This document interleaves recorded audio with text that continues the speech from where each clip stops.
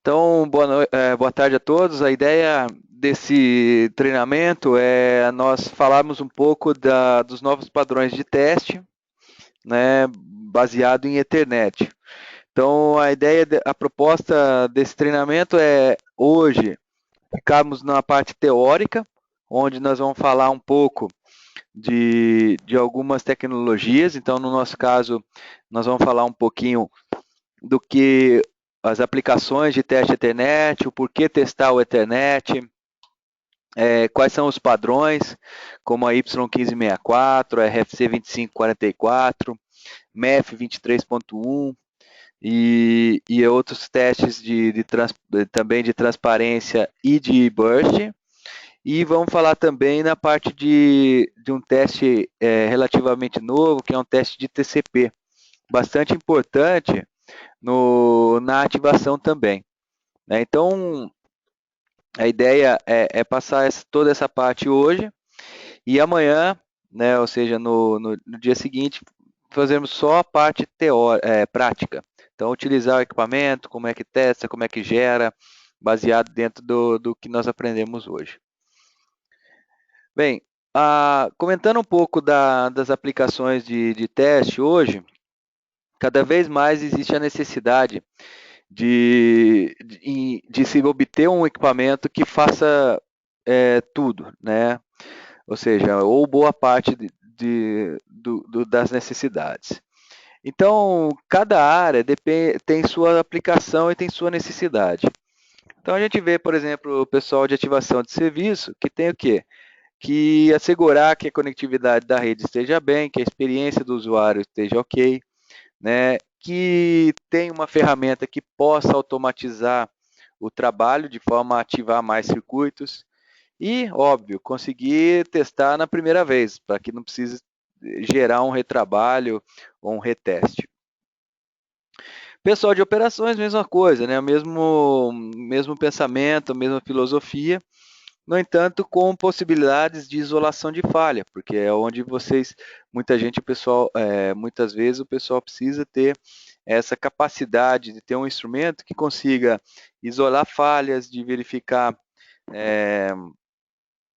problemas com pouco know-how, né? Ou seja, com pouco treinamento e que consiga e seja fácil de interpretação. E dois últimos que recém vem vindo para o pessoal de ativação, de operação, é a parte de sincronismo over Ethernet e de temporização, ou seja, 1588, SyncE, One Way Delay, e testes de aplicação, como VoIP e IPTV. Então, a JDSU ela consegue entregar através de equipamento e softwares todo esse portfólio, ou seja, testes de ativação de circuito, isolação de falha, testes em sincronismo ou de temporização, testes em aplicação, como VoIP e IPTV, em diversas camadas do protocolo OSI, ou seja, da camada OSI, Ethernet, VLAN, MPLS, IP, ou seja, a gente consegue executar esses testes de acordo com esses protocolos, ou seja, de acordo com o protocolo Ethernet IP. Dentro dessa evolução, nós temos uma pirâmide que foi criada pela JSU, onde ilustra exatamente onde e em que patamar você deve testar cada elemento. Ou seja, inicialmente, tem muitos de nossos clientes que acabam testando ou ativando o circuito somente com ping. Fiz um ping de um ponto A até B, está ativo o circuito, já vou para o próximo. E muitas dessas vezes, somente esse ping não te dá um relatório dizendo qual a latência, qual o throughput, qual o jitter e, consequentemente, o cliente vai reclamar em caso de problemas.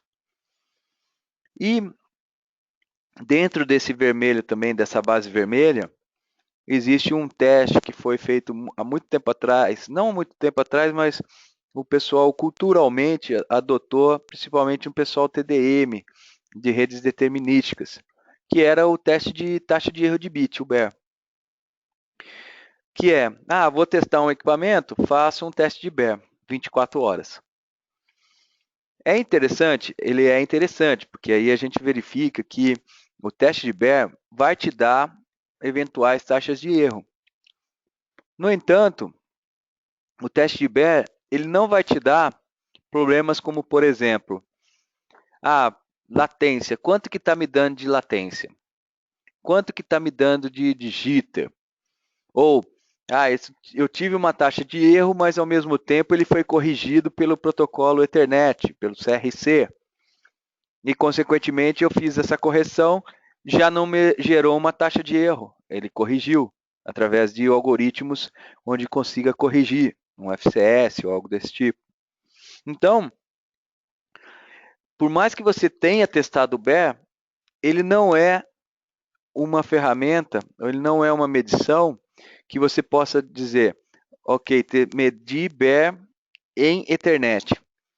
Ele não acaba não sendo tão necessário, tão importante como as especificações, os padrões que eu vou mencionar acima. Né? Então, por isso que motivou a criação de novos padrões, principalmente em padrão Ethernet. Porque a rede ela não é uma rede determinística, ela não é síncrona, ela tem diversos problemas onde taxa de erro e ping não vai resolver. Então, foi criado a RFC 2544, que foi a primeira das RFCs de padrões de teste Ethernet.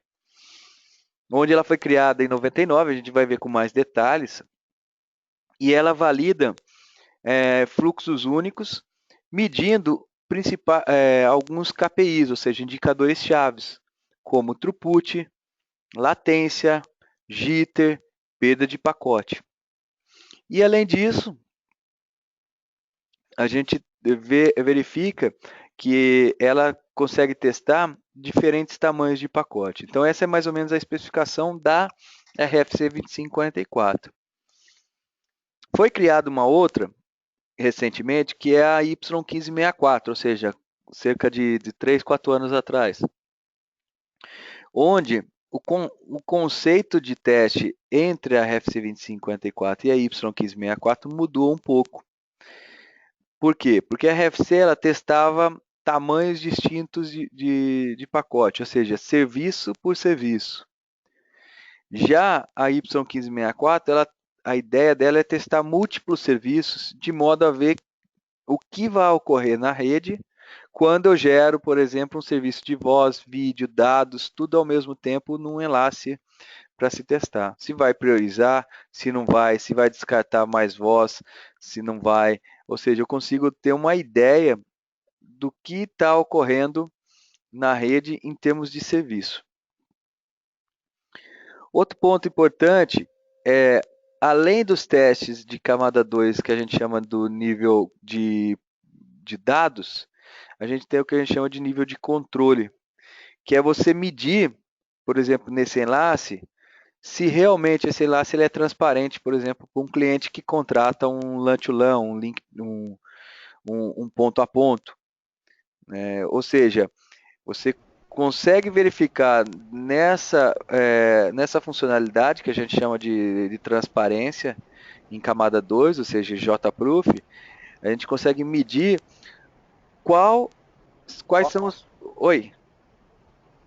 Deixa eu só te interromper um instantinho. Quando tu estava explicando a Y1564, deu uma picotada aqui, a gente não entendeu muito bem não. Tu poderia repetir de novo? Claro. A 1564, ela foi criada recentemente e ela é baseada, como a gente chama, em serviço. O que seria esse serviço? Seria o seguinte, vamos supor que eu tenha um dado voz e vídeo. Então, a gente consegue, nesse caso, medir esses 3 serviços e verificar qual é o impacto na rede quando eu trafego esses 3 serviços. Então, a ideia da Y1564 é você medir priorização de VLANs ou de tipo de serviço dentro do IP, né? E além disso verificar exatamente esses problemas de múltiplos serviços e priorização. Então a gente vai ver com mais detalhe que existe etapas para se provar dentro da Y1564, onde a gente acaba medindo essa qualidade. Então, e aí dentro do JProof, né, como eu comentei anteriormente, a gente testa gerando alguns tráfegos, alguns protocolos que são protocolos de controle, como por exemplo o Cisco Discovery Protocol, que está ali em verde, CDP, ou o SDP, ou por exemplo o Spanning Tree, ou múltiplo Spanning Tree. Então a gente gera esses pacotes de controle e verifica se o switch vai deixar passar ou não. Depois eu vou contar um ponto que ocorreu, um teste de um cliente, onde a gente conseguiu detectar, através do JProof, exatamente esses pontos. Uma outra funcionalidade que nós temos é um teste de cliente-servidor. O que seria isso, né? Dentro de um ambiente de camada de aplicação, geralmente a gente tem um ambiente que é uma topologia que é você ter o cliente como um gerador, você acessando uma página web, então esse é caracterizado como um cliente, e um servidor, que vai te dar o acesso a determinadas aplicações. Então, por exemplo, se eu estou num acesso à web, eu vou até o servidor me manda a página para ser descarregada.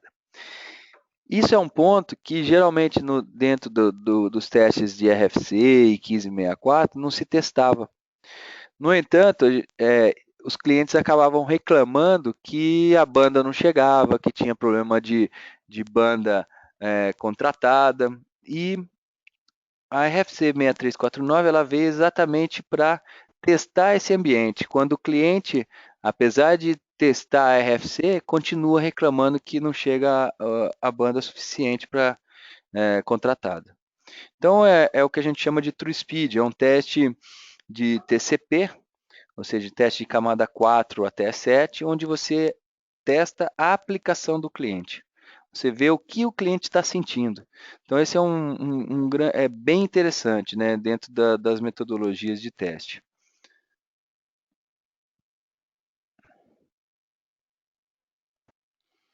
Então, dentro dessa pirâmide, a gente dividiu ela em dois pontos, ou seja, em dois fluxos de trabalho. O primeiro fluxo de trabalho é com a RFC 2544, como vocês podem ver aí em verde claro. E o segundo é quando eu trabalho com múltiplas classes de serviço, né, ou seja, um fluxo de trabalho onde eu trabalho com múltiplas classes, que no nosso caso a gente chama de Y1564. Então, no nosso caso aqui, você pode ver que você segue o mesmo fluxo de trabalho de teste, tanto quando trabalhamos com um só fluxo, como também com múltiplos fluxos. Então, a gente vai ver que a gente vai passar por cada um deles e a gente vai verificar a diferença entre cada um. E onde nós podemos aplicar esses testes? Onde nós podemos testar esse tipo de teste? Nós temos alguns ambientes onde nós temos, de acordo com a característica do serviço, nós podemos aplicar. Então, vamos supor que eu tenho um LAN to LAN. No nosso caso, o LAN to LAN, ele é caracterizado entre uma ponta e uma outra ponta final, entre duas pontas finais. Então, essas duas pontas finais, elas vão gerar tráfego entre si, onde e aí medir os principais elementos, latência, jitter, throughput e perda de pacote. Então, esse é um dos pontos onde nós trabalhamos, nesse caso específico, com um equipamento de teste portátil. Existe um segundo tipo de teste, que é exatamente quando eu trabalho com um elemento centralizado, onde desse elemento centralizado eu gero teste para as pontas finais. Então, eu posso ter desse elemento centralizado até as pontas finais e com uma vantagem de você colocar múltiplos usuários testando o mesmo equipamento e todo o relatório ficar concentrado em um servidor, em uma pessoa ou em uma equipe que faça teste.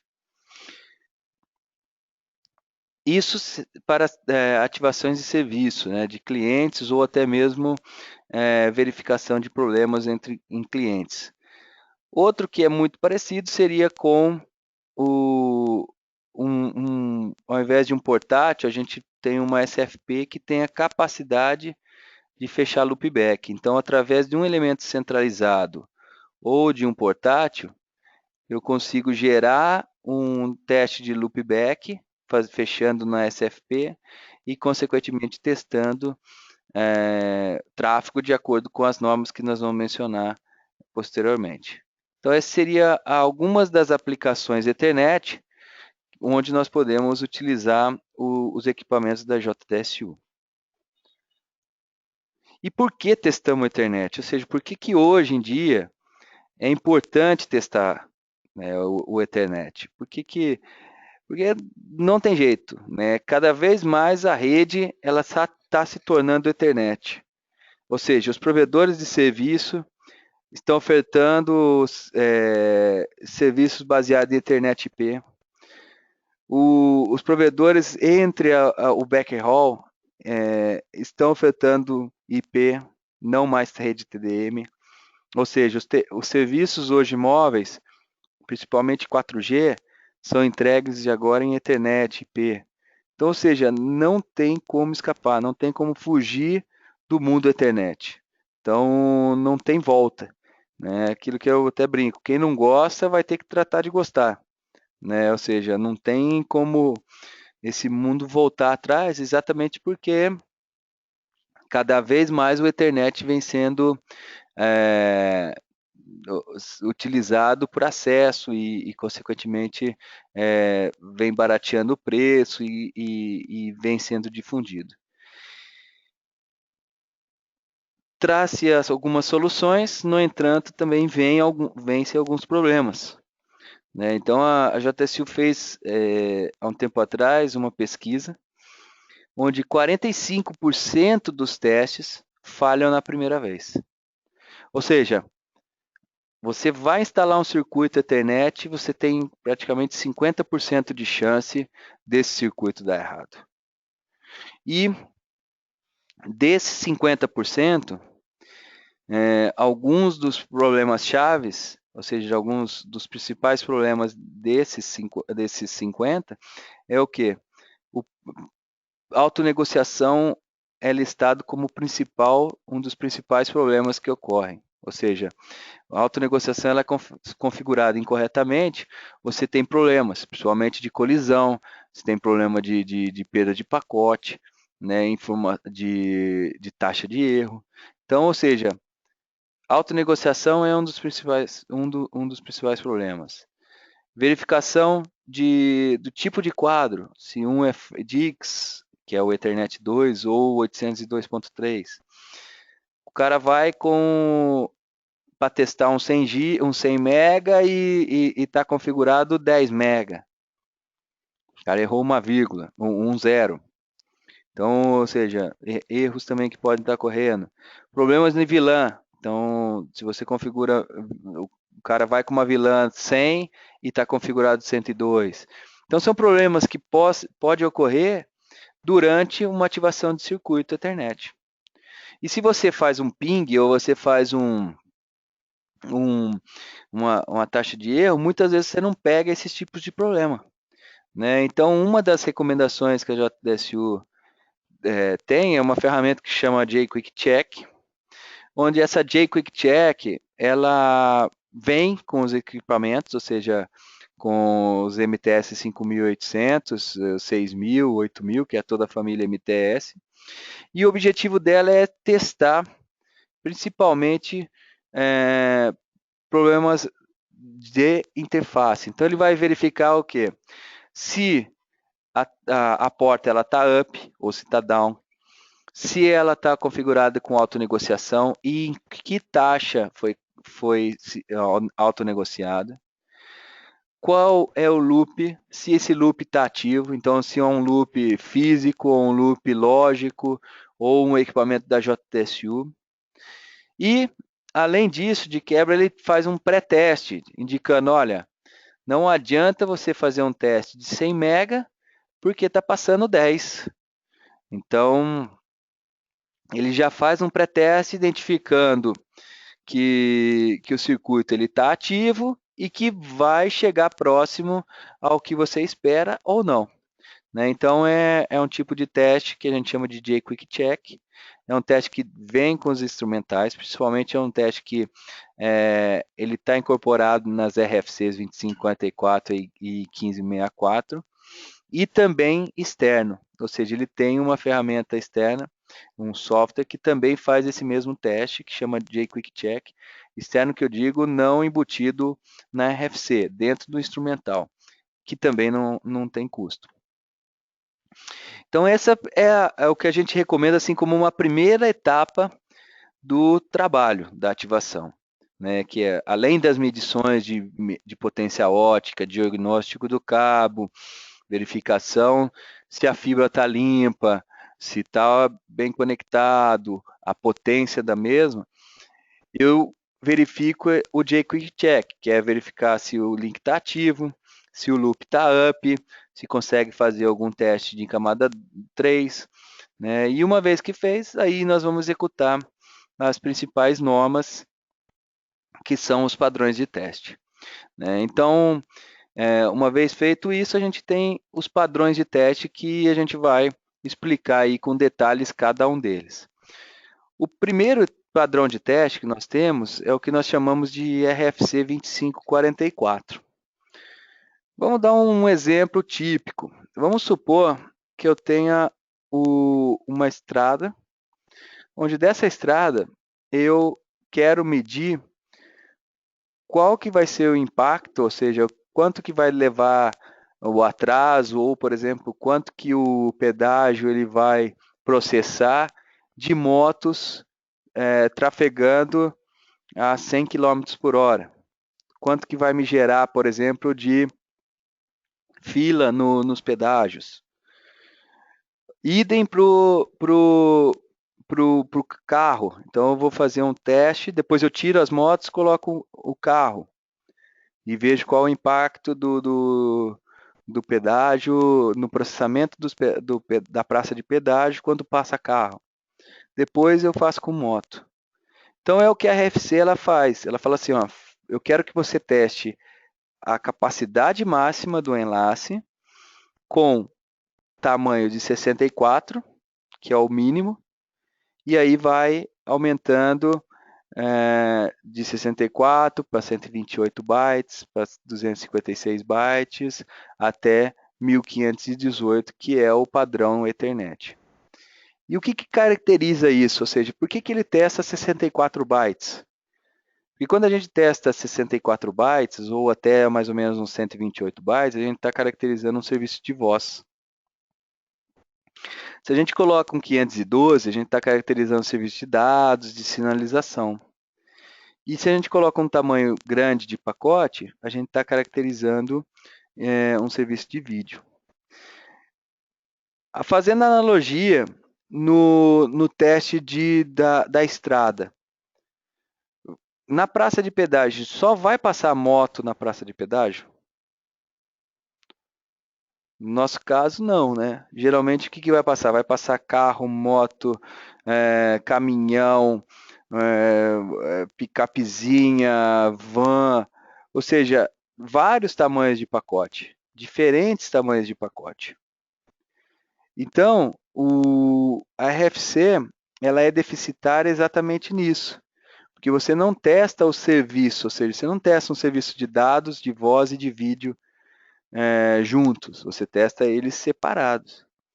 Então, o principal ponto da RFC, né, é que ela é um pouco defasada e ela mede esses tamanhos fixos de pacote e medindo os principais indicadores chaves, que a gente chama de latência, de throughput, de perda de pacote e de jitter. Já a Y1564, ela veio para exatamente resolver esse problema, que foi você colocar múltiplos serviços e desses múltiplos serviços você medir throughput, latência, perda de pacote e jitter. Então, eles fazem as mesmas medidas, só que de um focado em tamanho distinto de quadro, de pacote, e outro com serviços distintos. Então, serviço de voz, um serviço de dados, um serviço de vídeo, tudo junto para ver, por exemplo, uma prioridade de QoS, se vai ter uma prioridade de vilã ou não. Então, essa é a ideia e a diferença entre você trabalhar com a 2544 e a 1564. Existem perguntas onde, pessoal, o que é melhor, a RFC ou a 1564? No meu ponto de vista, depende. Depende muito do que você vai testar.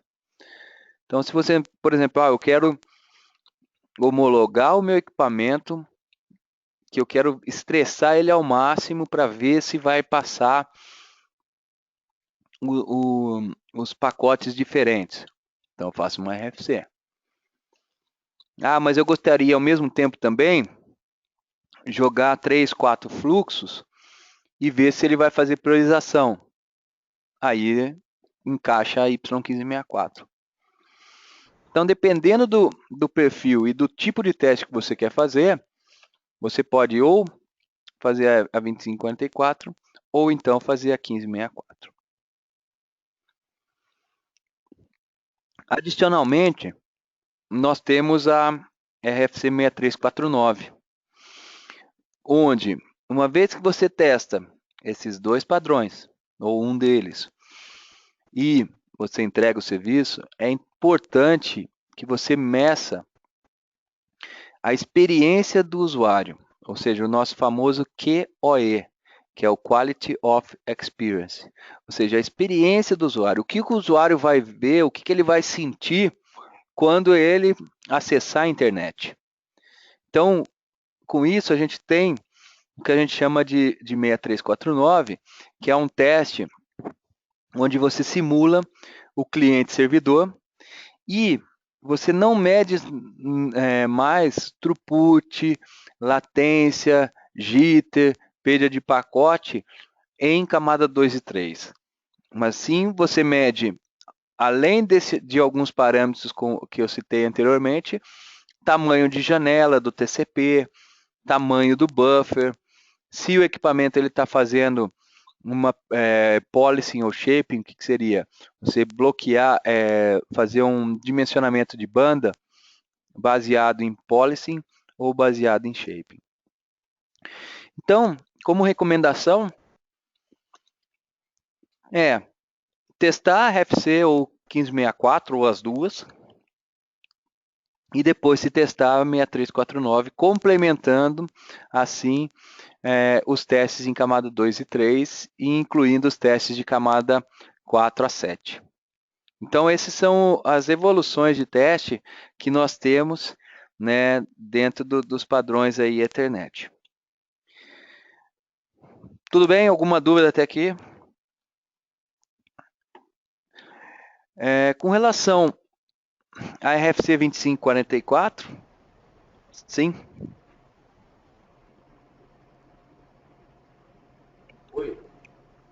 Oi. Não, tu perguntou se tinha alguma dúvida, não foi? Isso.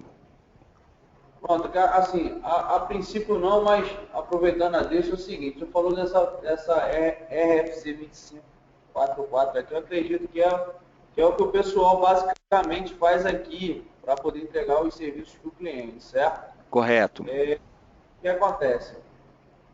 A gente aqui, particularmente, né, que está assistindo aqui o treinamento, a gente é mais da parte operacional. O que seria isso? A gente dá manutenção nos serviços, certo? Joia.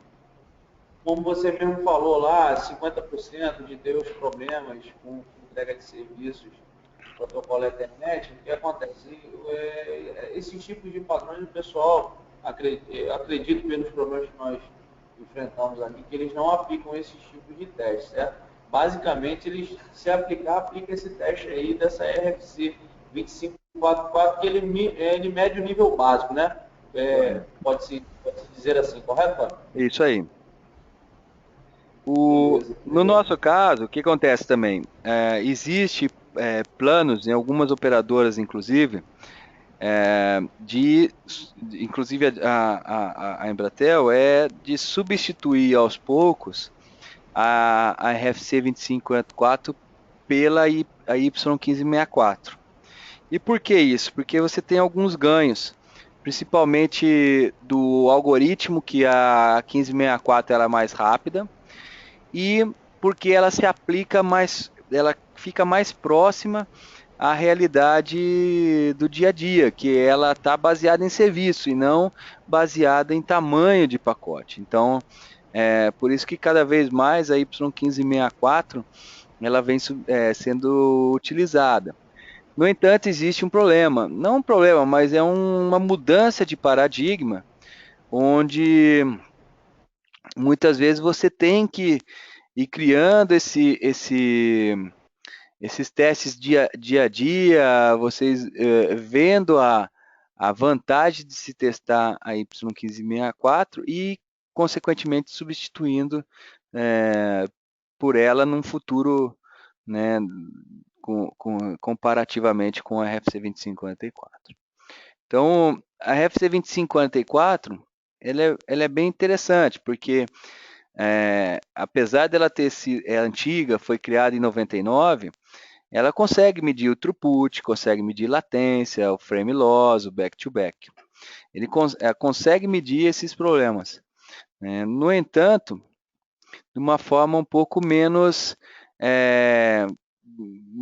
rápida, ou seja, menos rápida, porque você não consegue, nesse caso, ter um algoritmo novo, um algoritmo que você consiga substituir ou ser mais efetivo. Então, assim, dentro dos parâmetros que a RFC faz, é o teste de throughput, vazão, um teste de latência, um teste de jitter e teste de perda de pacote. Então, cada um desses testes é recomendado pela RFC, exceto o jitter, que na verdade não é, mas foi incluído aí no dia a dia pelos fabricantes, pelos fornecedores de equipamento de teste, onde você mede esses pontos e mede o que? Tamanho distinto de pacote. Como eu falei, 64 a 128. Além desses 4 testes, nós temos um teste de verificação do burst, ou seja, quanto chega o burst, que é o back-to-back, quanto que chega o buffer, desculpa, no back-to-back, e o system recovery, que é o tempo de recuperação do sistema. Ou seja, quanto que vai demorar para o sistema comutar, ou então mudar de enlace em caso de queda. Então, são testes que são recomendados pela RFC, são indicadores chaves que a gente chama, que você consegue fazer com o 5.800, com o 6.000, que é a nossa ferramenta que nós chamamos de Enhanced RFC 2544. Então, nessa Enhanced 2544, a gente mede throughput, latência, jitter, frame loss e um teste de burst, ou seja, um teste de rajada, para verificar qual o tamanho do buffer, que eu vou explicar para vocês posteriormente o porquê desse teste e qual a importância dele.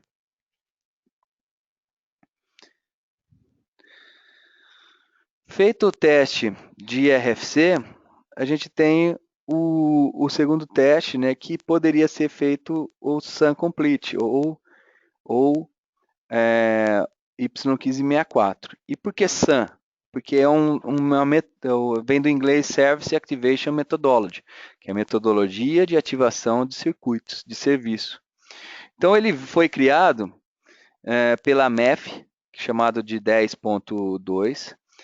Ela é muito parecida à RFC, ou seja, vem com a mesma filosofia, só que melhorado. Então, muitos dos testes você consegue fazer não só um único fluxo, mas foi para criar múltiplos serviços, ou seja, como está mostrado na figura abaixo, onde eu testo múltiplos serviços como dado, voz, vídeo, e rodando ao mesmo tempo, ou simultâneo, verificando qual é o impacto quando eu gero esses 3, 4 serviços ao mesmo tempo na minha rede. Eu vou priorizar? Eu não vou priorizar? Eu vou descartar, quando ele vai acabar descartando pacotes menores e deixando priorizar os pacotes maiores, né? Então eu consigo ver esses pontos, ou seja, ver essas características, e medir essas características. E quais são as medidas? As mesmas da RFC, que é throughput, latência, jitter e frame loss. Dentro do throughput, ela também teve uma melhoria, porque o throughput sempre mede a vazão máxima. No entanto, dentro da MEF, ele pode criar o que a gente chama de perfis de throughput, que seria mais ou menos, aí, grosso modo, a gente imagina um serviço que eu tenho de 10 MB.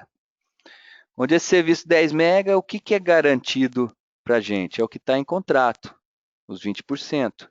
Então, dos 10 MB que nós temos, praticamente a operadora, o provedor de serviço, garante o quê? 2 MB desse serviço. E aí, nesse caso, eu faço o quê? Eu consigo, esses 2%, esses 2 MB, é o que a gente chama de taxa comprometida, ou CIR. Se passou desse CIR, ou seja, desses 2 MB, a gente tem a taxa que a gente chama de excedida, que no nosso caso é a taxa que a gente deixa passar, mas não garante qualidade, que é o que a gente chama de EIR, que é a taxa excedida. Então, no nosso caso, é o 10 MB. E se passou desses 10 MB, se eu tivesse um limite ali máximo que eu poderia deixar passar, ou ele vai cortar em determinado tamanho de banda. No nosso caso, o MR de 10 MB e o EIR também é 10 MB, ou seja, ele vai cortar ao mesmo tempo que chegar na taxa excedida. Como eu comentei anteriormente, a Y1564 ela acaba testando os mesmos parâmetros de latência, de jitter, de frame loss, com a vantagem de se testar tudo ao mesmo tempo. Então, por exemplo, na RFC, você consegue medir throughput, latência e jitter, mas o teste de frame loss é separado. No nosso caso aqui, na Y1564, você consegue testar throughput, latência, deixa eu desligar aqui, throughput, latência e jitter. Só um minutinho, deixa eu só desligar aqui, acabei esquecendo.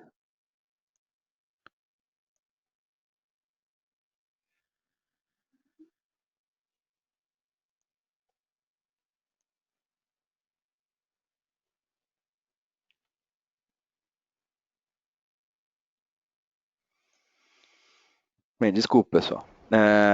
Então, basicamente, o que a gente testa aqui é esses mesmos parâmetros. Além disso, a gente vai ver que... Oi? Oi, uma pergunta a te fazer. Sim. É o seguinte, você deu um exemplo aí da questão aí da banda e o que é garantido, correto? Correto. Isso também se aplica para os circuitos, os links full? Já para os links fulls, o que vai acontecer? Esse geralmente não tanto. Por quê?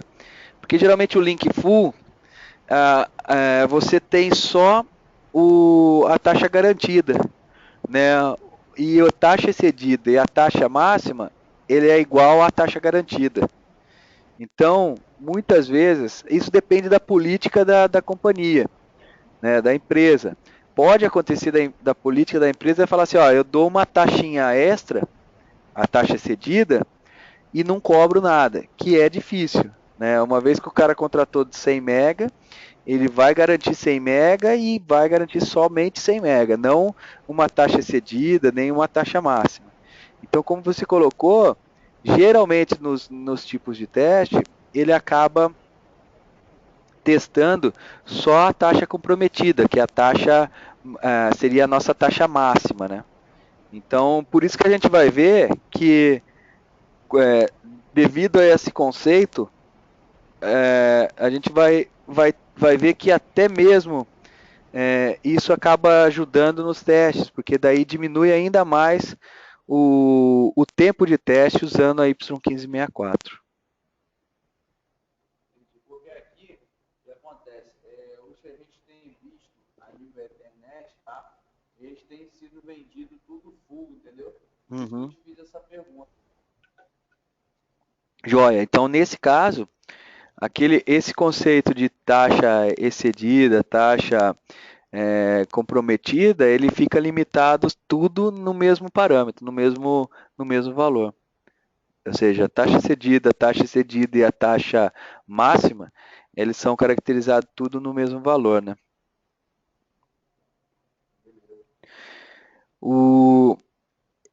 E com isso, a gente tem o que a gente chama de duas fases. Uma fase que nós chamamos de fase 1, onde você testa fluxo a fluxo. Vamos supor que eu tenho um serviço, 3 serviços. Um serviço de dados, um serviço de voz e um serviço de vídeo. Desses 3 serviços, o que vai acontecer? Eu vou testar dentro da rede separadamente. Então, eu vou testar. Eu vou testar só o vídeo e ver o que vai acontecer na rede. Só a voz e ver o que vai acontecer na rede. E só os dados e ver o que vai acontecer na rede. Então, nesse caso, ele vai medir fluxo a fluxo. Depois, como uma segunda fase, a gente vai medir o teste que a gente chama de fase 2, que é pegar os 3 fluxos, ou seja, o que a gente tinha colocado de dado, voz e vídeo, e testá-lo todo junto. Então, com isso, a gente consegue medir qual é o impacto da rede, na rede, quando eu aplico um serviço triple play, quadriplay. Então, eu verifico se está ou não ocorrendo problemas. Então, de priorização ou de perda de pacote em determinados tamanhos. Então, é uma forma de se provar e de se testar através da Y1564. Né? E um outro ponto importante que a Y1564 vem é exatamente para poder testar aquele velho e famoso, tem muita gente conceito que alguns clientes têm, de falar assim, eu quero testar fazer uma RFC de 24 horas. Né?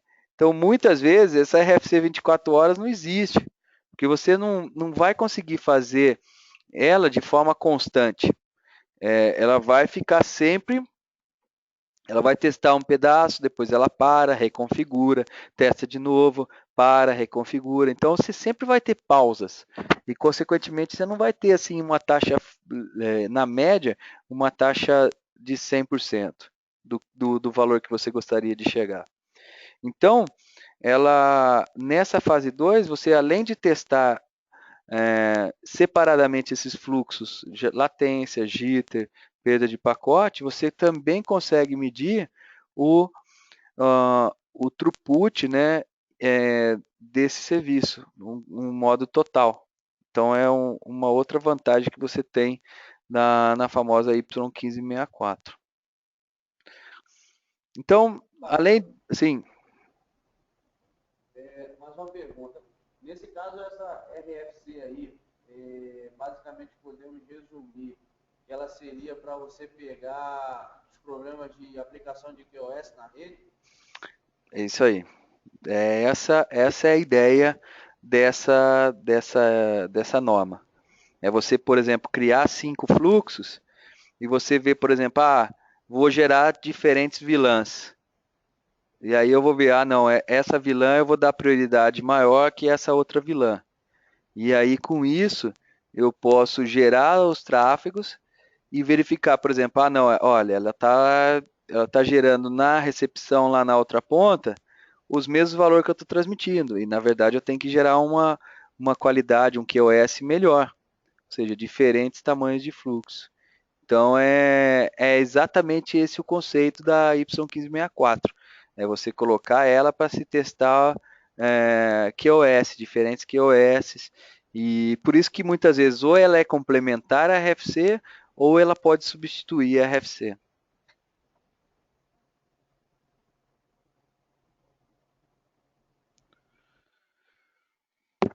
Feitos os testes da RFC ou da 1564, o que vai acontecer?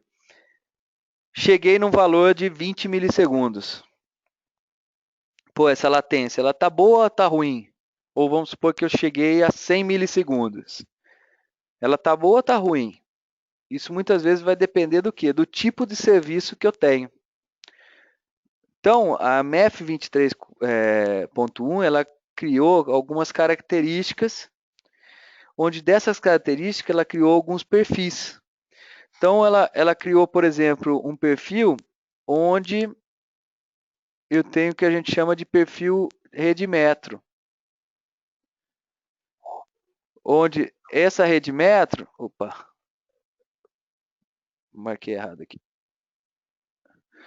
onde o perfil rede metro, eu tenho uma distância de 250 quilômetros. Então, nesse perfil, tudo que encaixar numa rede de 250 quilômetros, eu, eu consigo medir, eu tenho esses parâmetros de latência, de throughput e de perda de pacote. Numa rede regional, ou seja, maior que 1.200 quilômetros, eu consigo medir, eu tenho os parâmetros limiares de medição. Então, por exemplo, isso serve num caso onde, por exemplo, o cliente, você fez o teste, bateu 80 milissegundos e o cliente falou assim, ó, mas tá bom ou tá ruim esse valor? Então você pode, por mais que às vezes a operadora não tenha esses parâmetros, falar assim, olha, a partir desse valor é ruim, a partir desse valor é bom, você pode justificar junto ao seu cliente o seguinte, ó, de acordo com essa MEF, nós estamos aqui numa distância de 1.300 quilômetros. Nessa distância de 1.300 quilômetros, ela é caracterizada uma rede regional, onde nessa rede regional determina X, um valor X de latência, um valor Y de jitter e um valor Z de perda de pacote aceitável. Então, com isso, você consegue justificar junto ao seu cliente que que a sua rede está boa e que está de acordo com um padrão, com uma norma chamada MEF 23.1. Essa norma vocês podem encontrar dentro dos equipamentos da JSU, principalmente nos testes de RFC. E essas normas dentro do RFC, ela não tem custo algum, ou seja, é simplesmente um software que se aplica que você pode utilizar. Né? Então é um parâmetro, hoje vocês acabam utilizando essa MEF, principalmente o pessoal de ativação de circuitos, o SOI, usam essa MEF 23.1 para caracterizar um determinado perfil de rede. Né?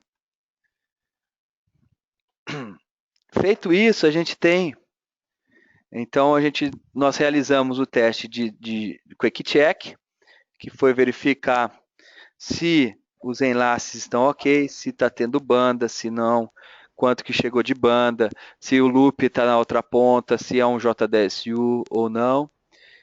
Fizemos o teste de RFC ou de Y1564, ou dos dois. E aí a gente tem um segundo teste, um terceiro teste, que é o teste que a gente chama de transparência. Alguma dúvida?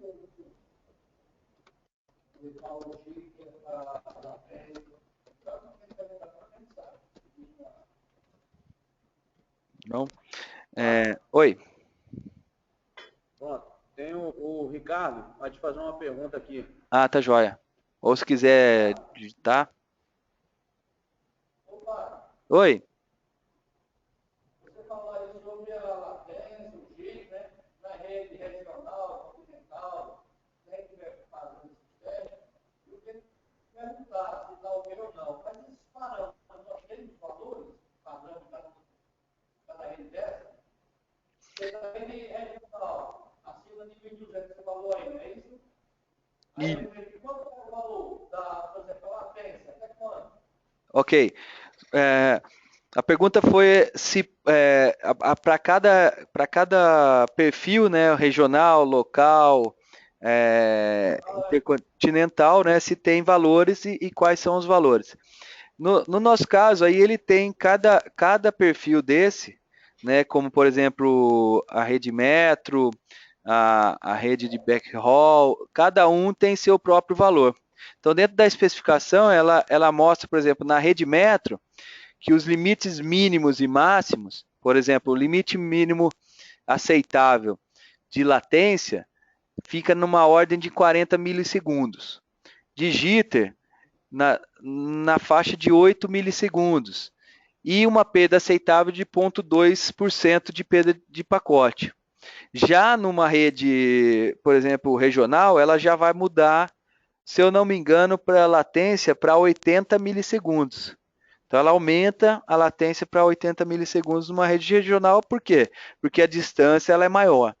Né? Então, ou seja, para cada um desses perfis, a gente tem valores distintos. Então, aí a gente pode pegar na manhã, durante a prática, a gente pode até pegar um desses valores, depois, vamos pegar a rede regional. A gente vai ver que vai mudar esses parâmetros de latência, de jitter e de perda de pacote. Ô, Fábio, Sim. esses aí que você apontou, uma rede metro, uma rede regional, você tem ou alguma outra fonte de pesquisa que a gente pudesse ter, pudesse ter esses valores, um material disso, ou só dando uma lida na MEF? Nessa MEF 23.1, ela te dá exatamente uma tabela com esses valores, que seria dentro da recomendação.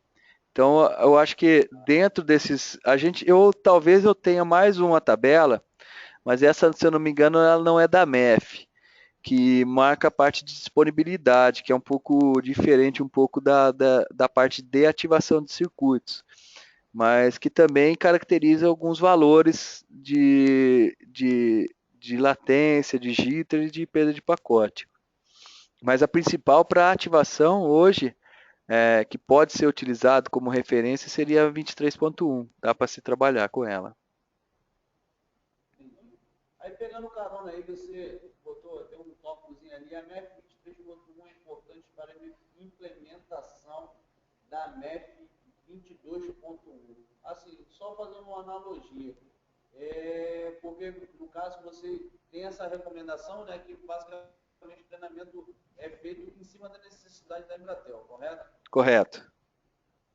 Aí o que acontece? Você vai dar um pouco da apanhada dessa MEF 22.1 ou não? Não, nessa MF 22.1, basicamente o que ela fala? Né? Ela fala que seria os tipos de padrões para se testar uma rede, um backhaul, ou seja, uma rede de ter ligação na parte de 4G. Né? Então, a MEF 23.1 ela é importante exatamente para te dar parâmetros de limiares, de máximos e mínimos dessa para se testar um backhaul de mobile, né? Ou seja, tanto que ali, se você olhar um pouco mais embaixo aqui um dos templates está exatamente MEF Mobile Backhaul. Então, ele te dá mais ou menos assim o teste que é para ser feito e quais são os limiares para se testar um backhaul, né? Então, no caso, esse padrão aí vai ficar mais para o pessoal da Claro mesmo. Né? Exatamente. É isso aí. Aí para ampliação. Na verdade, daqui a pouco a gente vai absorver tudo, entendeu? O que pode ser feito é, dentro desse estudo, ver, por exemplo, eu vou ativar um circuito backhaul da Claro, ou vou fazer um teste em cima do backhaul da Claro, então eu uso o template desse mobile backhaul. Então aí eu estou testando já uma rede da Claro, né? Então é um ponto que pode se trabalhar, né, utilizando de acordo com esses parâmetros. Aí, no caso, Fábio, só para fechar aí com uma última pergunta, no caso, essa MEF 22.1, ele é voltado para o mobile, mas ele tem as mesmas definições técnicas de teste como a MEF 23.1, que foi adotada para os serviços da Embratel? No caso, ela vai ter algumas particularidades para a parte de mobile backhaul, mas algumas partes dela, né, ela vai especificar uma parte de testes de um enlace mesmo, backhaul, que vai ser parecido com o que vocês já utilizam. Né? O que vai acontecer é que a MEF 23.1 ela te dá valores para você configurar, para você realizar um teste de backhaul. Né? Seria basicamente essa diferença entre a utilização da, da não da diferença, mas a implementação da 23 dentro da 22.1. Né? Então, ou seja, você acaba utilizando parâmetros, ou seja, sugestões da 23.1 dentro da 22.1. Né? Então, essa é mais ou menos a ideia da implementação conjunta dessas duas normas.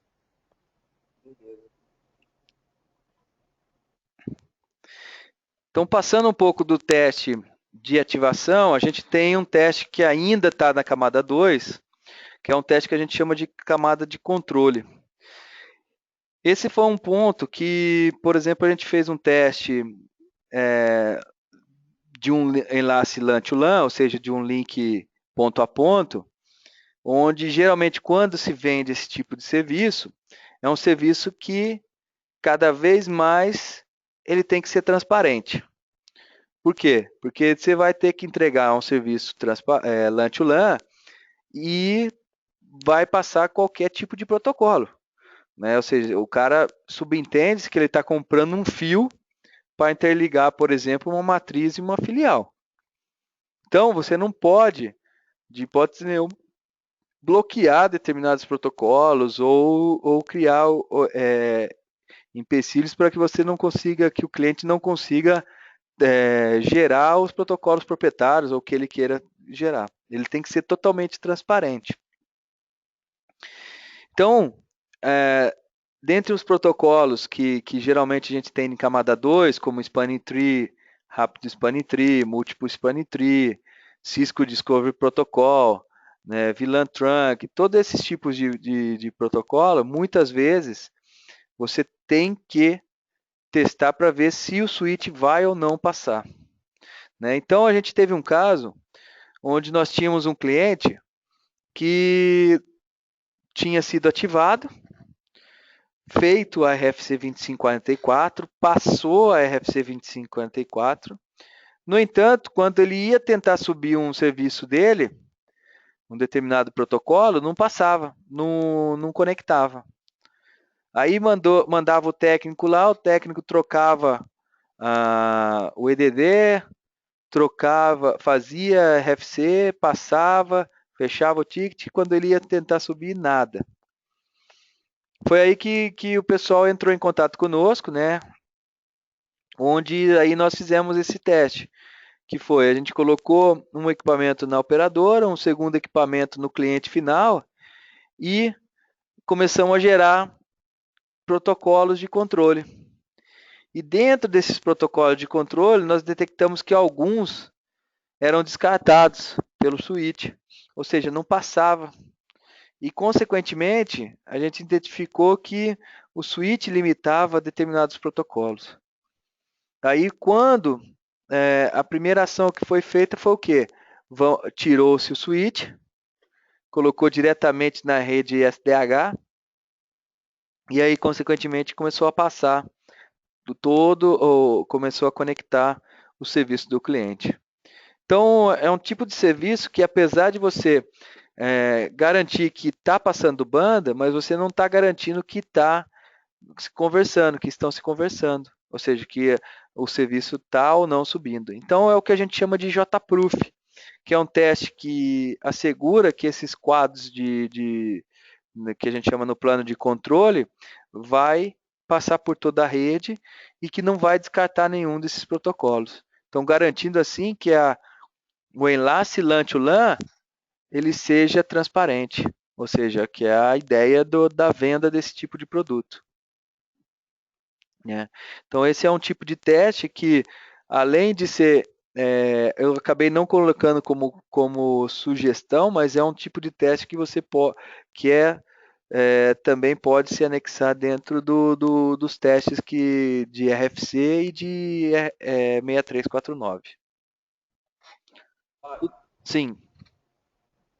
Bom, mais uma pergunta aí. O que acontece? Você exemplificou lá o LAN to LAN, entendeu? Simulando lá a operadora até o cliente final, entendeu? Citou os exemplos aí de EDDs, certo? O que acontece? Parece que aqui ainda não tem não, mas futuramente vão ativar aí, baixa aí link de 1 GB para Claro, entendeu? Fazer as ativações aí depois dessa fusão aí que a Embratel teve com a Claro, certo? Aí você exemplificou aí que no meio do caminho lá entre os dois pontos tinha um switch, correto? Correto.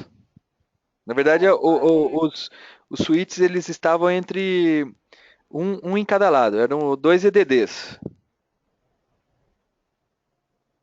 Certo. Aí, consequentemente, após esse teste JProof que ele analisa os protocolos de controle, certo? Foi diagnosticado que passaram 2, o terceiro não passou, onde estava impactando lá na aplicação do cliente, né?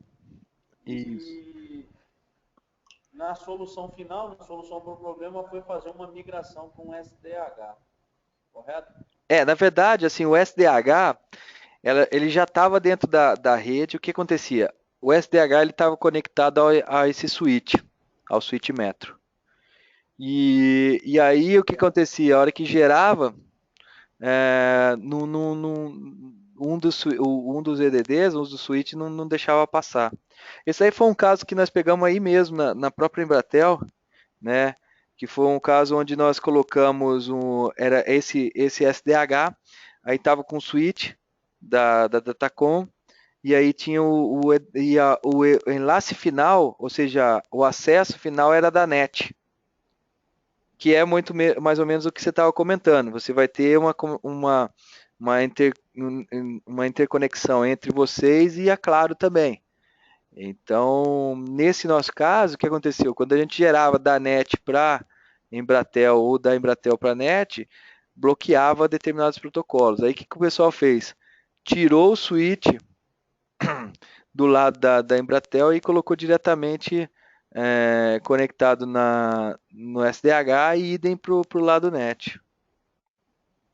Certo. Mas, assim, até aprofundando mais no exemplo, você falou que era um switch na Embratel e um outro switch num determinado ponto, um ponto X aí da vida. Certo? Isso. Por que nesse caso teve que tirar o switch da Embratel? Na verdade, nós tiramos o switch da Embratel e também o da NET que estava na ponta final. Na verdade, o da NET na ponta final também foi trocado. E aí, o que aconteceu? Aí foi detectado que esses dois, que eram do mesmo fabricante, ele não suportava determinados protocolos. Ah, entendi. Consequentemente aí ele foi substituído por outro caso aí no switch Cisco, por exemplo. Isso, exatamente. Então aí foi aí que foi detectado, tanto que hoje o pessoal do SOI e até mesmo de laboratório, eles fazem o teste de JProof, que eles chamam. Ele fala assim, ó, quero fazer um teste de JProof e dependendo do tipo de protocolo que o cliente faz ou usa e que não está na lista, eles editam para ver se vai passar todos os protocolos que hoje tem na lista da Embratel, porque acho que dentro do pessoal de vendas, eles têm até uma lista de quais são os protocolos que suportam no link LAN to LAN. Estou entendendo. Não, beleza. É porque realmente assim, a parte de cliente tem muita adesão desses equipamentos da Datacom, entendeu? Uhum. Aí, consequentemente, esse exemplo aí que vocês precisaram dar um suporte aí, por chegar à conclusão que determinado protocolo, como você falou, não passa, né? Exatamente. É o Isso é o que. correto. Fazer um laboratório já ter sido feito lá no CRT, né? Isso. Para antes entregar para o cliente, né? Porque depois que você entrega para o cliente é tudo de cabeça certa. Então, e às vezes você pega alguns protocolos que o cliente, que não foi testado no laboratório, e que às vezes você precisa testar em campo, porque às vezes é um teste que o cliente, que às vezes é um protocolo que não estava na lista, o cliente está usando e aí você precisa fazer um teste. Então é interessante ter essa funcionalidade, né? De modo a você garantir que todos os elásticos vão ser transparentes para ele, né? Entendi. Pronto. Não, beleza. O motivo das perguntas aí é porque basicamente a gente não tem passado por tal situação, não, entendeu? Aham, não, perfeito. Essa é. Dificilmente tem alguma reclamação do tipo, certo? Uhum. Mas Mas se porventura surgir alguma coisa, pelo menos a gente está tendo essas lições aprendidas aí, né? Em outras situações aí que a gente pode dialogar aqui numa situação aí que a gente. não, com certeza, tá correto, é isso aí mesmo. A ideia também é trocar essas informações, né, de problemas que a gente acabou detectando e verificando. E, e aí também, né, aí na próxima, amanhã a gente já vai fazer alguns testes utilizando, né, JProof, fazer o teste de Quick Check, fazer um teste de RFC e assim sucessivamente. Beleza, cara, tranquilo. Então a gente vai falar um pouquinho do teste de camada 4. Esse teste de camada 4, que é o chamado, ele é baseado na RFC 6349, é um teste onde ele utiliza o que a gente chama de teste de aplicação. Então, quando a gente faz esse teste de JProof, teste de RFC, teste de Y1564, geralmente nós estamos testando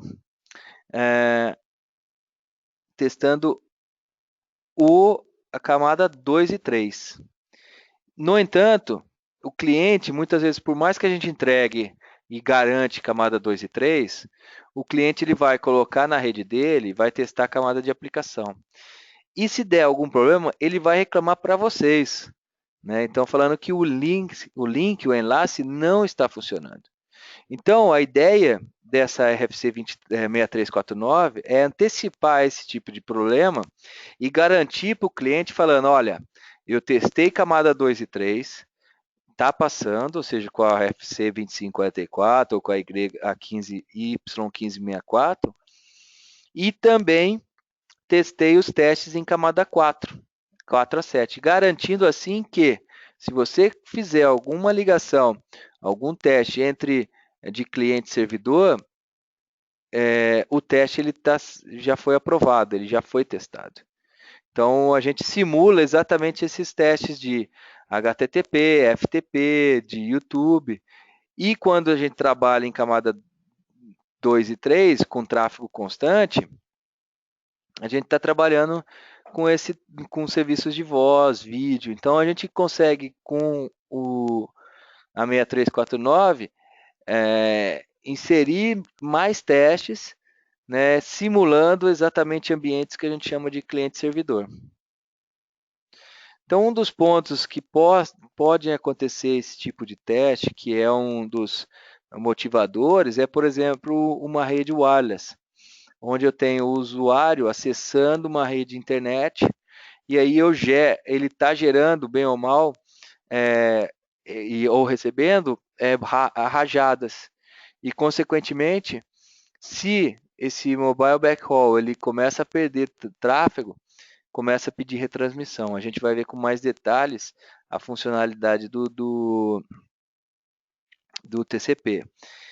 E a solução nesse caso é o que? Utilizar o MTS próximo à rede, de forma a garantir que o backhaul ele vai suportar essas rajadas, né? Então, eu consigo medir entre um elemento que a gente chama de QT, que é um elemento centralizado, e um equipamento portátil, essa parte de acesso e core, né? E onde que nós utilizamos, e quem pode se utilizar? Opa. A gente utiliza, por exemplo, em serviços dedicados, em mobile backhaul, em serviços residenciais, ou seja, é possível testar essa RFC 6349 em qualquer tipo de cliente. Então essa é uma outra vantagem, que você consegue garantir ao seu cliente que você está medindo e que você está testando ambientes clientes-servidores e está de acordo a uma norma, né? Então, alguns pontos importantes que geralmente a gente acaba identificando e que o cliente, muitas vezes você pode ouvir algo desse tipo e pode associar a um teste de 6349. Por exemplo, o cliente fala, está levando muito tempo para carregar uma página web.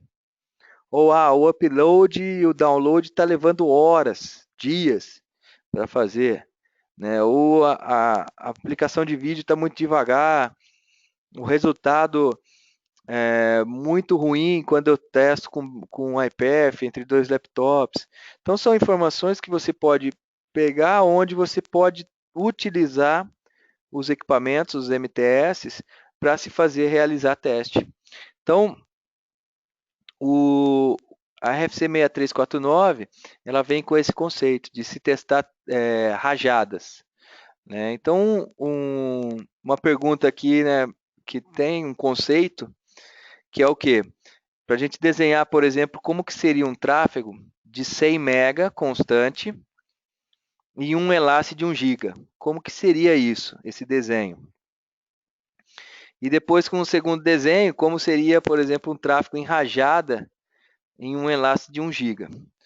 Um ponto importante é que todo tráfego, qualquer que seja ele trafega em taxa de linha. O que significa? Se ele autonegociou 1 giga e eu estou mandando 1 mega, ele vai mandar na taxa de linha, ele vai mandar em 1 giga. Mas o tempo que ele manda é pequeno, onde a média será 1 mega, né? Então, ou seja, se a gente pensar que o conceito que você está falando é 100 megabits por segundo, o tráfego constante é esse desenho, posso te dizer que ele está, desculpa, errado. Esse é um conceito que eu também tinha. Quando eu falava, tráfego constante é assim. Na verdade, o tráfego constante, ele gera em 1 giga, só que em espaçado de tempo, onde a média te dá 100 mega. Ou seja, durante esse período, a média aqui, ela vai te gerar 100 mega. Como vocês podem observar, na parte de rajadas, a gente tem a mesma quantidade de fluxos. Então, se você olhar aqui, eu tenho 1, 2, 3, 4, 5, e aqui eu tenho os mesmos 5. A média, tanto nesse aqui quanto nesse aqui, foi de 100.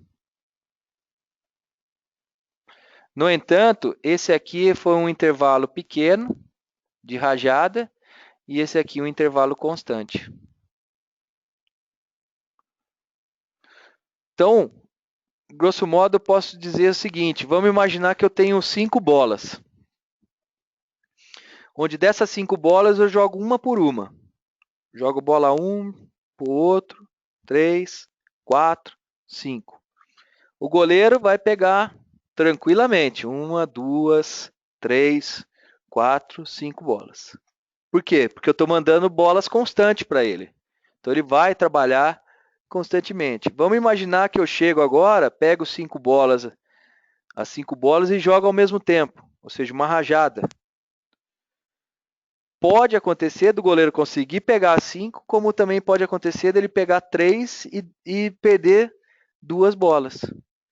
É o que vai acontecer, é o mesmo conceito que acontece nesse caso aqui, onde eu posso gerar uma rajada e o buffer, nesse caso, ele não suportar e começar a perder pacote. Né? Então, dentro dessa parte de buffer, é aquilo que eu comentei. Se eu tenho alguns créditos no balde, onde esses créditos eles vão trabalhar de forma a... Se eu tenho um tráfego constante, vocês estão conseguindo visualizar agora sim. Se eu tenho um tráfego constante, ele vai coletar essa quantidade, né? Vai tirar de crédito e... Opa. Se eu tenho tráfego constante, ele vai tirar de crédito e aí vai puxar. Se eu tenho uma rajada, ou seja, igual aos créditos, então o que vai acontecer? Eu vou mandar essa rajada, vou tirar todo o crédito e não vou perder nenhum pacote, porque a quantidade de crédito foi igual à rajada. E por fim, se a rajada é maior que o crédito, vai acontecer que vai chegar um momento, vai começar a perder pacote. E perdendo pacote, o que vai acontecer? A gente aí volta no conceito do TCP, né? O TCP nada mais é do que uma pessoa que recebe os pacotes, ordena ele e entrega, por exemplo, ao gerente. Então vamos supor que eu recebi os pacotes e perdi um, o que eu tenho que fazer? Eu tenho que pedir retransmissão. Tem que falar, olha, me manda de novo porque não chegou todos os pacotes para eu entregar para o meu gerente. E aí o que acontece? Se eu tenho uma rajada maior que o CBS, eu começo a perder pacote, tenho que pedir retransmissão, aí manda. Se continua perdendo, manda de novo. Aí é aquele negócio da conversa no telefone. Acaba não fluindo, porque começa a picotar, picotar, picotar, até que chega, você tem que trafegar numa taxa muito baixa. Então a ideia desse tipo de teste é você medir o buffer da rede, né? Ou seja, ver esses cenários, de forma a você garantir que quando você mandar uma rajada, esse buffer ele vai aguentar e vai entregar a taxa correta. Né? Se o buffer não aguenta, ele descarta e, consequentemente, começa a retransmissão. Então, isso a gente não consegue fazer esse tipo de teste utilizando a RFC 2544 e a Y1564. Nós precisamos ter elementos, equipamentos para que possa fazer esse tipo de teste. Né? Então, esse é um ponto importante, que no nosso caso a RFC 6349 ela vem exatamente para suprir essa lacuna, esses problemas que antes você não conseguia medir. Um exemplo típico que nós tivemos recentemente foi numa operadora onde existe uma faculdade que recebe um link de um provedor. E aí eles foram medir e não estava batendo, não estava chegando na taxa contratada. Aí eles foram e reclamaram para a operadora.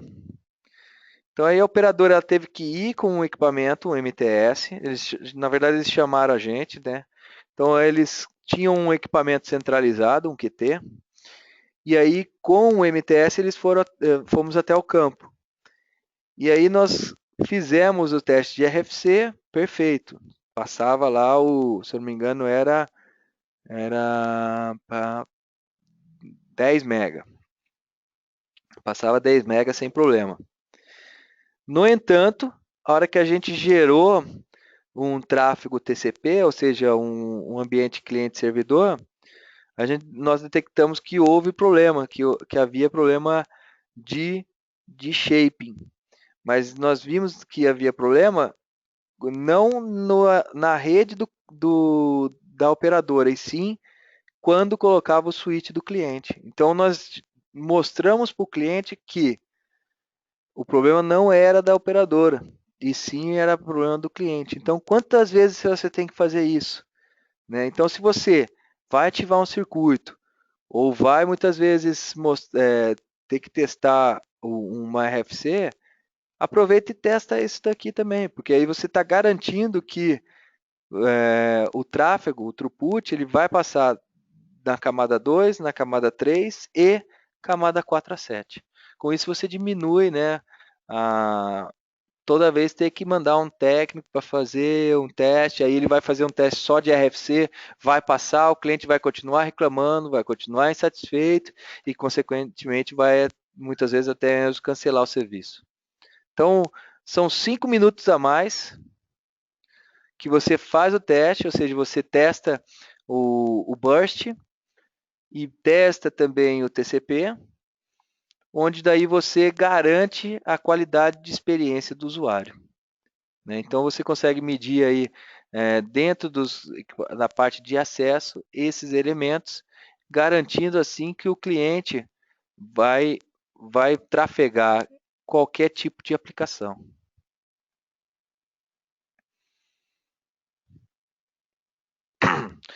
Ok? E dentro das aplicações que utilizam esse TCP, né, como eu falei anteriormente, a gente tem HTTP, FTP, Telnet, todos esses tipos de teste, eles utilizam o Telnet, o TCP, e a ideia do TrueSpeed é exatamente isso, você criar essa conexão e medir quanto chega de banda nessa conexão.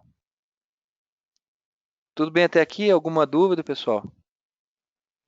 Então, pergunta aqui para fazer, certo? Voltando Sim. ali naqueles gráficos que você explicou de rajada inconstante, certo? Joia. Você deu um exemplo que o pensamento, que é o mesmo pensamento que eu tinha aqui, que um tráfego constante é uma coisa que, como o nome diz, constante, né? A todo tempo, certo? Aí você mostrou ali um gráfico em rajada, que fazendo analogia com as bolas, né? São coisas simultâneas, uma atrás da outra, e a outra é você jogando com intervalo de tempo, certo? Isso. Questão de intervalo de tempo. Quanto tempo seria, mais ou menos, o intervalo de entrega de um pacote para outro, por exemplo? Então, isso vai depender muito da rajada em si do tráfego. Pode acontecer que você tenha um tempo mínimo, o menor tempo possível ali entre os pacotes, ou seja, que seria como se um tivesse já próximo ao outro. Ou então eu posso ter um intervalo maior. Então, esse é um ponto onde o Ethernet é diferente muitas vezes do SDH, porque o SDH você tem garantia que o tráfego vai sair constante. Já o Ethernet não, ele manda uma rajada e aí dessa rajada você pode ter problema, onde você pode muitas vezes ter problema. E aí o que acontece? O tempo da rajada muitas vezes difere, você não tem um controle disso. Você pode simular serviços, né, TCP, de modo a gerar essa rajada. E aí você vê se essa rajada você vai conseguir garantir um throughput, algo desse tipo, né? Então, assim, em termos de tempo em si, a gente não consegue mensurar porque ela difere muito de rajada para rajada, mas o que você pode olha, eu tenho uma rajada que é possível aguentar, por exemplo, 128 kbytes. Então, eu consigo aguentar uma rajada de um total de 128 mil bytes. A partir daí, se eu mandar uma rajada maior que esses 128 mil bytes, aí a partir daí eu começo a descartar.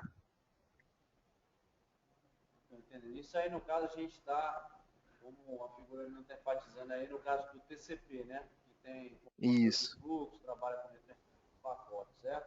Correto. Esse, no caso, é do TCP. Certo. Isso aí a gente está falando da camada 4, correto? Correto. Pronto. E a gente tem o TCP e o UDP, certo? Aí, no caso, você está enfatizando o TCP. Mais para frente você vai falar do UDP ou não? Não, não, porque o UDP, exatamente essa figura, ela ilustra bem o que é o TCP. O TCP é um protocolo que a gente chama de three-way handshake. Ele fecha uma conexão, ou seja, como se fosse realmente um telefone. Vamos imaginar aquele telefone tira do gancho, você gera a sinalização, gerou a sinalização, vai tocar, o cara atendeu, aí você fechou a conexão. E a partir daí você começa a transmitir dados, ou no nosso caso, do telefone a voz. Então, o TCP ele tem essa função de você fechar essa conexão e garantir que a comunicação entre o cliente e o servidor ele vai trafegar corretamente.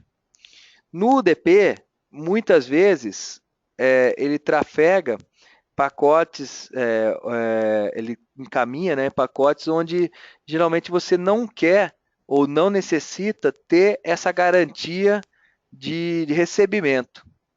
Então, seria, por exemplo, uma mala direta, seria o UDP, e o outro é uma carta registrada. Então, ou seja, na carta registrada você tem que ter garantia que essa carta vai chegar. Se não chegar, você vai ter que pedir uma retransmissão, ou seja, você tem um protocolo, um acknowledge ou não, o que não recebeu, e aí você está garantindo que você vai ou não receber. Já a mala direta, aquela que você manda, pode acontecer do cliente receber ou não, e para ele tanto faz. Então, o UDP, como ele tem esse perfil, a gente acaba não explorando tanto, por quê? Porque é a mesma coisa da gente estar gerando um tráfego IP, só que encapsulado um DP. Né? É onde muitas vezes o perfil de serviço desse tipo de tráfego do DP é serviço de voz, serviço de vídeo, que são tráfegos constantes. Entendi. Assim, justamente é isso que eu ia falar, o tráfego de vídeo, que é muito comum hoje as videoconferências, né? Por exemplo, é Sim. o que basicamente não, é o que a gente está fazendo aí, só não estamos vendo você propriamente dito, mas estamos te ouvindo aí e a tua apresentação de slides, certo? Aí o que acontece? Durante o teste dessa RFC que você está nos apresentando, ele também faz essa medição, né? Você tem a caso do TCP, que é a garantia de entrega e confirmação, certo? E o UDP, o que acontece? Ele manda, né, sem, como você falou, uma mala direta. O cara recebe ou não e para ele tanto faz. Isso. Aí ele tem embutido, né, ou subentendido, né, se eu estou me expressando bem. Ele faz essa medição também durante esse teste. Então, nesse caso, ele vai medir como se fosse um tráfego constante. Então, ele vai como se fosse um tráfego que a gente chama sem conexão. Ele vai gerar, e aí eu vou medir assim, perda de pacote, latência, throughput, coisas que eu já meço na camada 2 e 3. Nesse caso aqui do three-way handshake, a gente vai conseguir medir outros parâmetros, né, no TCP que não é possível medir no IP, que é, por exemplo, o tamanho da janela, ou seja, quanto que você vai conseguir mandar de dados antes de você gerar um recebimento, ou seja, seria mais ou menos quanto que você vai conseguir processar de cartas registradas antes de falar, ok, recebi todas e estão ok. Então, que é o tamanho da janela TCP. Coisas que são inerentes ao TCP e não mais ao UDP. O UDP simplesmente vai ser um tráfego constante que vai ser encapsulado em cima de um IP ou UDP. Já o TCP não, ele tem algumas características que você precisa testar, que aí faz-se necessário utilizando a 6349. Beleza. Só uma outra pergunta para Claro. fechar. Naqueles intervalos que você colocou lá no gráfico, isso ali teria a ver, se eu estiver errado, você me corrija, a ver com um cabeçalho, aquele intervalo de envio do pacote? Tem um pouco a ver, né? Porque você tem o que a gente chama de gap, que é o gap time, ou seja, você tem um intervalo ali.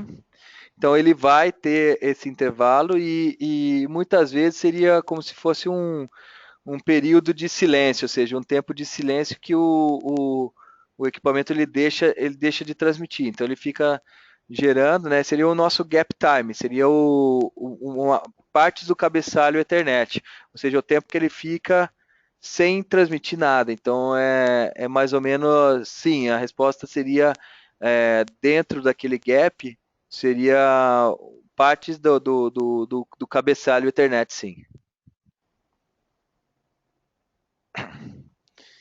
E aí, onde a gente pode testar Beleza, Fábio? Valeu. ok. Obrigado. E aí, onde a gente pode testar também o TCP é o quê?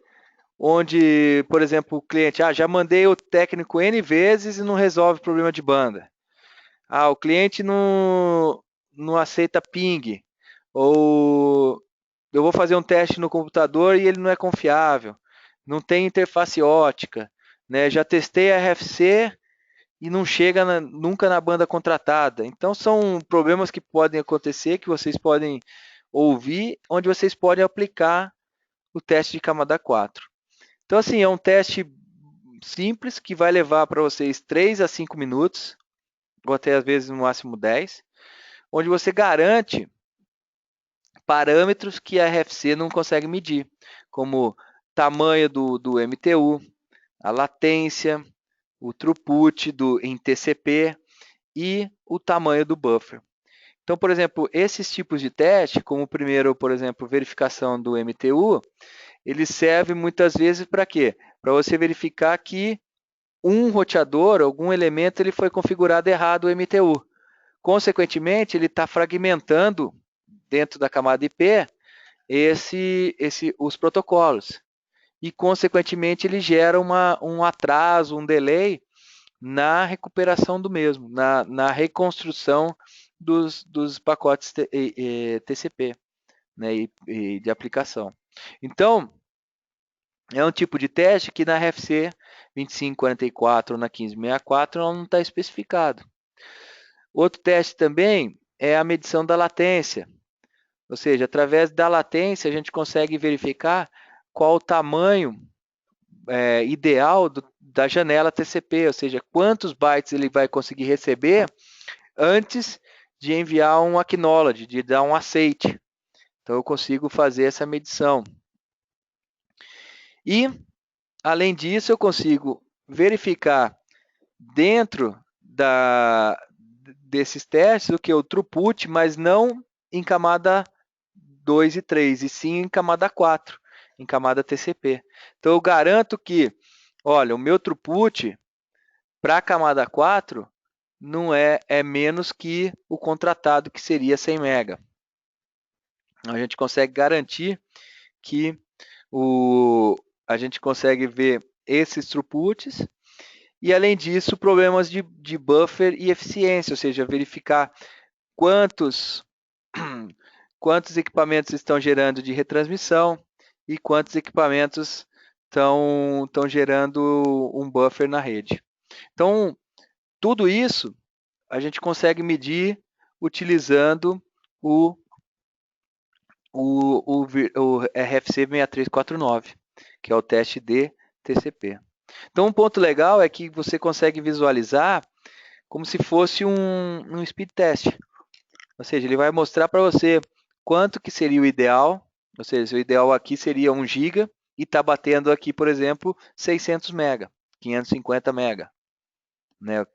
E aí, nesse caso, eu consegui mostrar que o download que o cliente ia fazer, que levaria 8 segundos, está levando 15, ou seja, quase o dobro.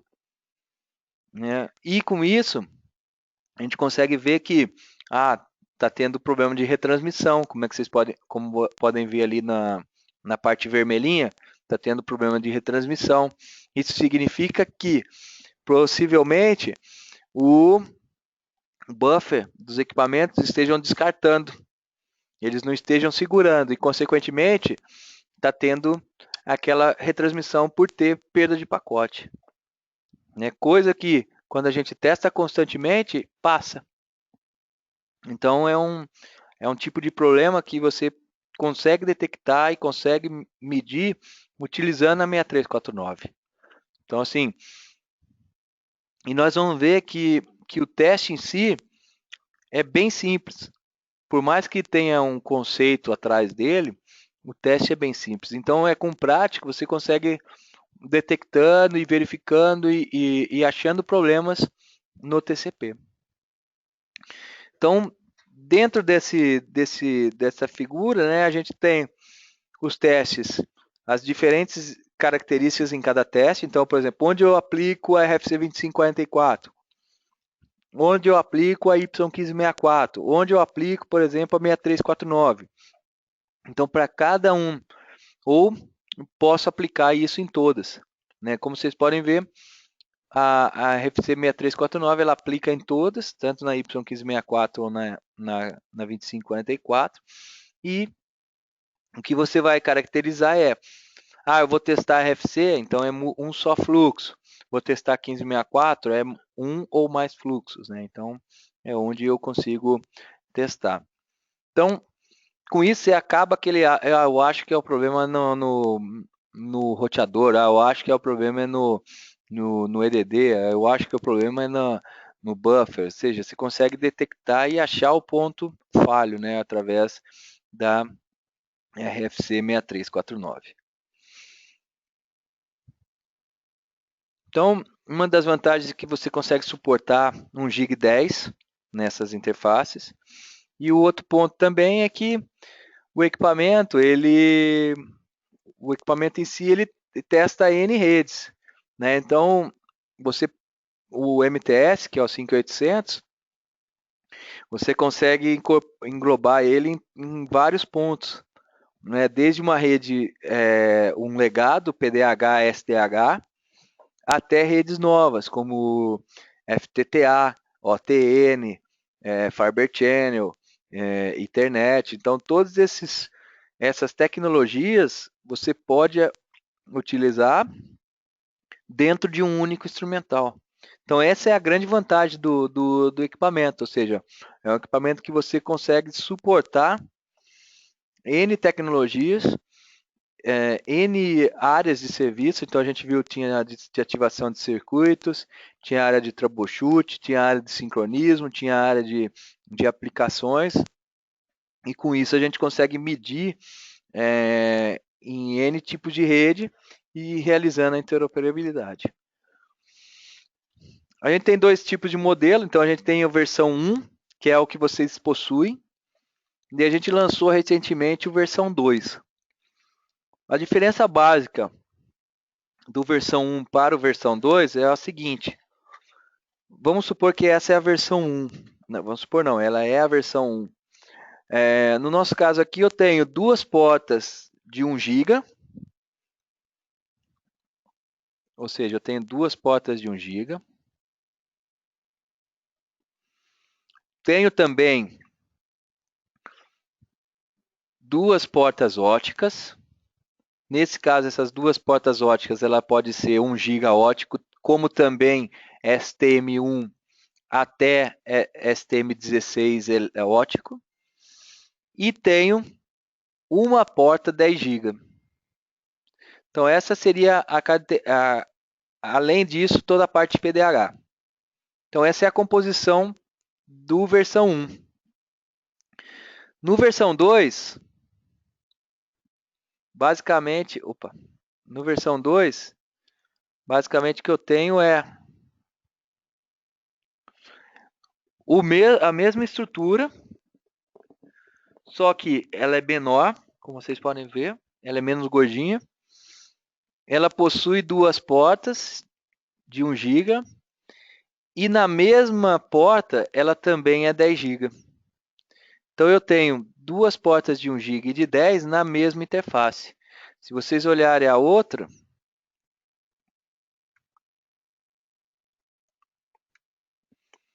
a 10 GB ela está aqui. Ela é única, ela é uma XFP. Aqui ela é uma SFP Plus, que pode ser 1 GB e 10 GB. Então essa é a diferença do versão 1 com versão 2, né? E aí nós temos também um que pode ser 1 GB e 10 GB, uma única interface, né? E uma outra diferença é que com esse módulo você consegue também colocar o TDR. Então, se você, por exemplo, tem a necessidade de testar o TDR, você pode ter um testador Ethernet mais um módulo OTDR colocado como se fosse uma mochilinha aí atrás do equipamento, né? Com isso, você equipa ele com Ethernet e OTDR. Então, ou seja, tanto para o 5800 como também para o 6000 e 8000, a interface ela é igual, ela é semelhante a todas. A única diferença é que o 8000 e o 6000 você suporta 100 gigabit Ethernet, né, as novas tecnologias, no caso a 100 GB. E com isso você consegue também ter modularidade, que é um pouco diferente. Apesar de o MTS 5800 ter modularidade, você não consegue colocar alguns módulos como se fosse OSA, PMD-CD, alguns módulos desse tipo você não consegue colocar no 5800. Consegue o OTDR. Então essa é a diferença básica da família, né? E é mais ou menos o que eu gostaria de passar para vocês, né? A ideia era esse bate-papo, né? De mais ou menos o que a gente tem de normas, quais são os tipos de normas, os tipos de equipamentos que nós podemos trabalhar, e com isso a gente engloba toda a parte de teoria. E aí amanhã a ideia daí é só ficar na parte prática, né? Então isso também dá.